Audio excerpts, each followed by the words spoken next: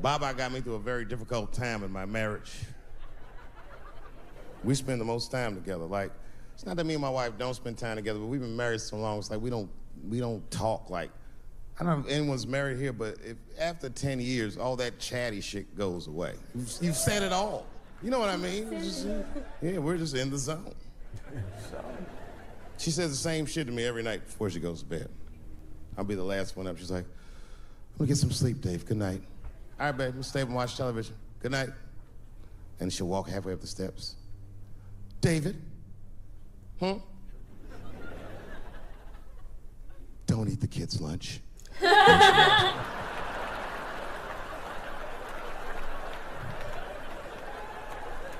Well, the crazy shit is I don't even eat their lunch anymore. Back in the day, I used to eat that shit. You know how that goes.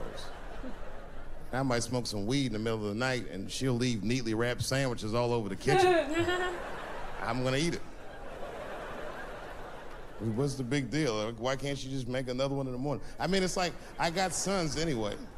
And sons love everything their dads do. My kids will be at school the next day, just look like, oh, Dad bit my sandwich. Oh, shit. Their dad is Dave Chappelle, man. You could trade that sandwich for something better. What I'm doing is adding value to their lunch. She doesn't understand these types of things. Anyway, she gets mad at me. Well, she's mad at me now because I got myself in trouble. I got myself extorted, which happens in this business. I come home from the road, there was a FedEx sitting on the kitchen table, and it was addressed to me, so I opened it. I don't know who delivered it.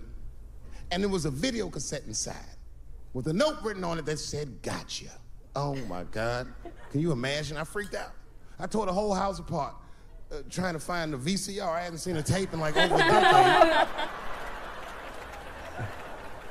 And I watched the tape and it was awful. They got me. It was a tape of me. I was fucking a girl, okay? But it was from before I was married. But it was not a good look. And I felt sick to my stomach and I looked up at the clock and then I saw my wife was coming home in 10 minutes and I just panicked. I jerked off to the tape real fast. And then...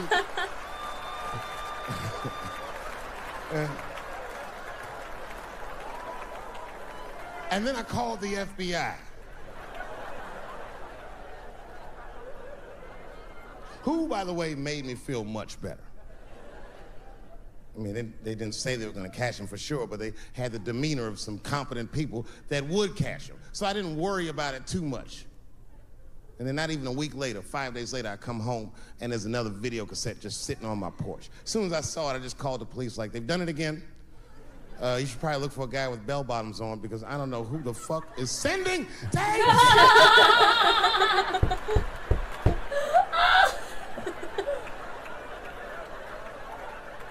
And that second tape was the worst shit I'd ever seen in my life. It was awful. Career-ending bad. It was a tape of me jerking off to the tape a week earlier. I don't even know how they'd even get such a thing. I had to explain all of this to my wife. She was very mad. No thing in this world is as cold as a woman's cold shoulder. Because she was mad, but she wouldn't talk to me about it. She would just punish me in little ways. Make me do shit that I hate to do. Like pick the kids up from school, that's one thing she made. That's a hardship for me. I got one son that goes to a public school, and his little brother goes to a private school. It's an experiment. I just want to see what's going to happen to him. Oh, my God.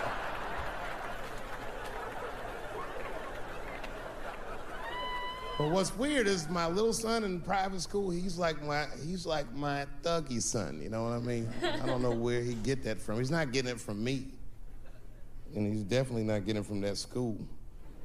That school is very, like, it's a liberal school. It's the kind of school, there might be like 12 black students in the entire school. And I'm the only black parent. Oh my God. And none of the parents like me either. Not because I'm black, but just like they don't like how I roll, because I be showing up late all the time, and I'm like in a Porsche and blasting music that they don't like. You know, the music be like, I'll beat the pussy up, and I pull into the car. I might be smoking a cigarette with the kids in the car. Then I pull into like that handicap space. And then when I get out of the handicap space, they always want to say some passive-aggressive shit. Morning, Dave. Don't know if you noticed, but you actually parked in the handicap space. Huh? Yeah, you know what, Frank? I did notice. But who is this handicapped guy we're all waiting on that never shows up?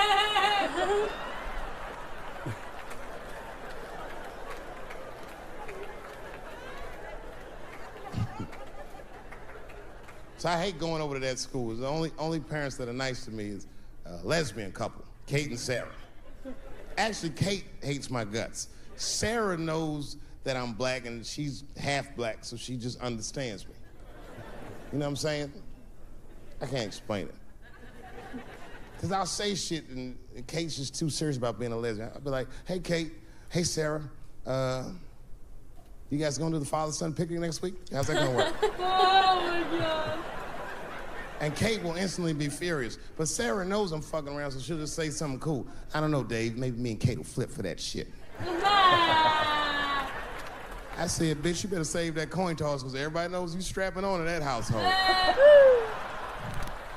And then Kate will turn bright red, but Sarah just fist bump me like, you right, nigga? It's me. We're good friends. We're good friends. They invite me to stuff. They're like my only friends at the school. So imagine my surprise when I go to pick my son up after all this happens. And the teacher is waiting outside for me. She's just standing right there in the middle of the fucking handicap space. I knew something was wrong, so I rolled the window down like, hey, what's going on? Hi, David, can we talk to you for a minute in the office? I said, no, fuck that. We got to talk right here. What's going on? I knew it was bad. Ibrahim had a fight. I said, a fight? Don't worry. Everyone's okay. I said, everyone? What happened? Well, that's it. We don't know what happened because he won't talk to anybody. All we know is that he punched Sarah Jr. in the face. I said, oh no. Sarah Jr. Sarah's one of the only parents I'm not sure I can beat up in this school. Just then, Kate and Sarah pulled up to pick up their daughter, and then we all had to go into the office, and I was really worried because I didn't want them to kick me out of the school. And then they brought my son in, he was crying. They brought him in like a prisoner. He was like, oh. I said, son, just stop crying, calm down. Do not look at these mean faces. I need you to look at my face, and I need you to tell me the truth, buddy, all right? Just tell me the truth. Is it true? Did you punch that girl, Sarah Jr., in the face? I was trying to give him a signal to lie, but he didn't pick up on it. I was like,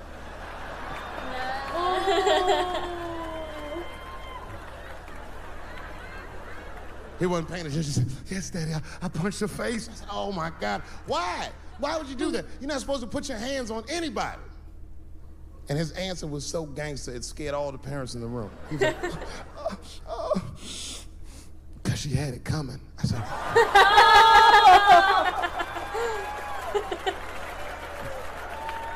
And everyone looked at me. I said, I did not teach you. I don't know where he got that from. I said, what does that mean, son? That is crazy talk. What does that mean? And then he just started crying like he was Tupac. Oh, these kids keep fucking with me.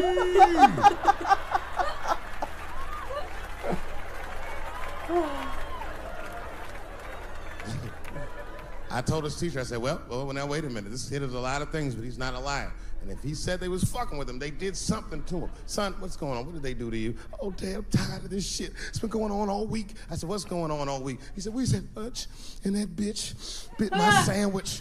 I said, oh. Oh, the sandwich.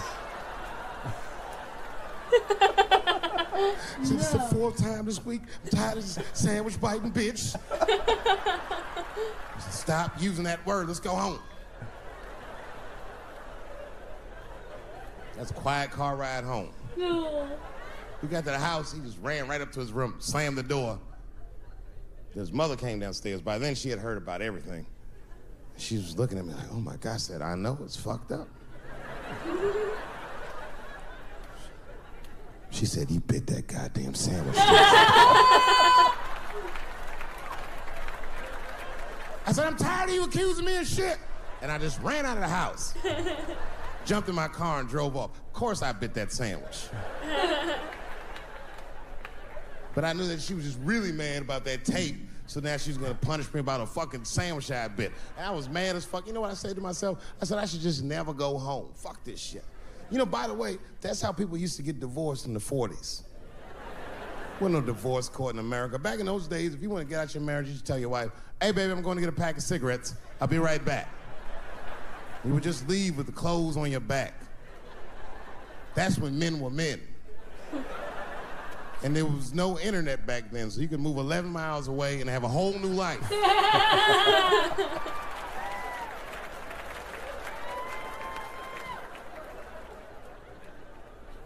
But I ended up going back home. Late at night, I came in the room and she was actually changing for bed. You can always tell your wife is mad at you when they cover their titties up when you walk in. Oh. Let those titties out, it's me, baby. Can we just talk about this for a minute? She said, David, there's nothing to talk about. I already know you bit the sandwich. And don't go looking for the lunch, I hid it. I said, I don't want to talk about that sandwich, baby. I want to talk about it. The tape. I know that's why you're mad. It was a very difficult conversation. I had to crack a few jokes, and she laughed a little, and it helped her relax. And we started talking, and then she cracked a few jokes that hurt my feelings, honestly, but...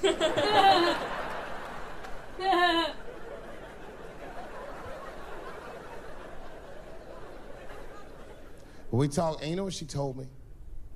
She told me that she was madder about the second extortion tape than she was about the first one.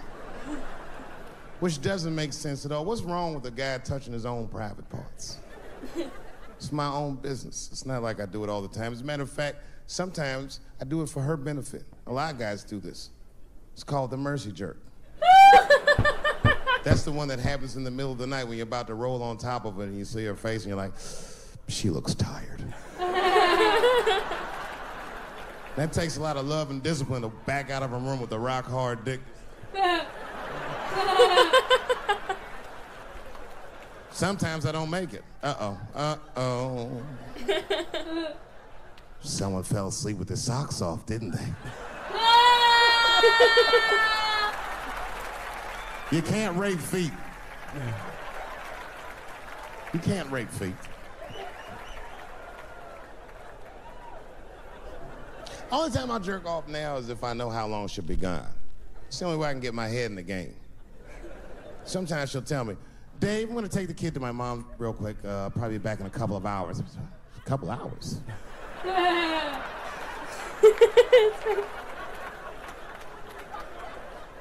You can get a good one in 2 hours. That's the kind of session where you'll take all your clothes off. I'll be butt naked in the living room like, get these fucking toys out of my way.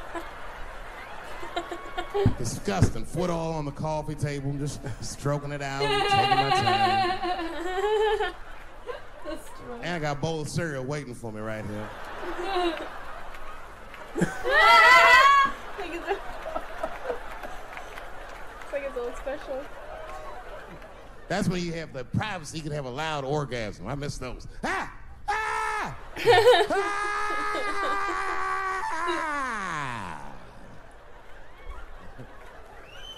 You know, when a guy busts a nut, like right after that, there's a window of like 6 minutes where he does the most rational thing he ever does. That's when he's always horrified. Ah! Oh, God, what have I done? Oh my God, it's everywhere. Ah! Baba! Thank you very much. Also, time. Be well, be happy. Good night, everybody. Thank you. So, Wow. that was Dave Chappelle, deep in the heart of Texas. Oh yeah. Deep, all right. So he brought up like reference like Ray Rice, football player. So it was like an elevator incident. Like you see it. I think I've seen there that. was no. I mean, there's no audio, but you could just see that. What stood out? Baba. Baba. Yeah, you know. Baba. For sure. Clean up. Yeah. So this was what, in 2017, I believe. Yeah. There's a lot of stuff that he talked about Ebola, and then he also talked about Magic Johnson. So, think about Magic Johnson. He was a great. You guys heard the name before, right? So he's a billionaire not because of basketball, because he owns the Los Angeles Dodgers. So he's a basketball player. He bought a baseball team. He was part of the group that bought, but he had to end his career short because it's even athletes live the rock star lifestyle also, right? You have meet people, whatever. So he was tested positive, right? And then till this day, everybody cracks jokes here and there. This is the only person, because he's a billionaire, that's still living even though he's tested positive, kind of thing. Right. You know what I'm saying? Yes. Yeah. So from what I remember, correct me if I'm wrong, the owner of the Clipper was somebody else brought this also. I think Bill Burr in the last special we watched about the Clipper talk about like don't bring these guys to the game. You guys remember the mask where somebody wore that one-piece mask? No. It's like a visor, but it's a mask. I think I might. Oh, It was a trend. Yeah, so I believe, correct me if I'm wrong, she was the first one that made it into fashion because of that whole incident there. And she was always wearing that. And then so it became like a fashion thing where everybody wore it. Yeah. Cause, Didn't know that. yeah. I mean, like I said, from what I remember, but that's just me. Well, we're good. Anybody got anything else to say? 10 out of 10. Deep in heart. So I believe there's a third one that was released within the same year of that when Netflix wanted to sign them. So we will get into that eventually. So if you do like our reaction, please like, comment, subscribe, and also hit that notification bell, and we'll catch you in the next one. Ta-ta for now. Bye. Chee-hoo.